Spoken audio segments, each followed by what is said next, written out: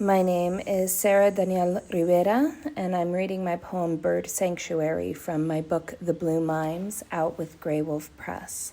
And this poem has an epigraph from Alejandra Pizarnik, which says, palabras que nos surgen de algún lado, como pájaros que huyen de nuestro interior porque algo los ha amenazado, which means words that surge from somewhere, like birds fleeing our interiors because something has threatened them.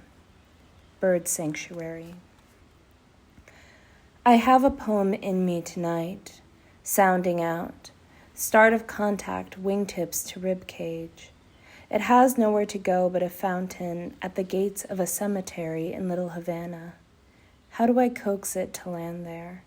How do I convince it, yes, this is a safe place even though everyone here is dead? How do I get it to go where it needs?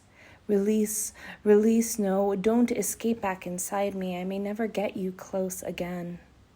You need to breathe before I die. Your wings are weighed by something wet, blood or birth or refuse. Do you think I expected to give birth yet? I expected my father to live to meet my children. He expected more. I'm sorry, I'm closing a cage. I'm making it harder for you. What I want to tell you is that pain moves in two directions. My father, who will not meet my children, never knew where his own father was buried. It fractured him sometimes, that pain no longer bird, hardly recognizable as word.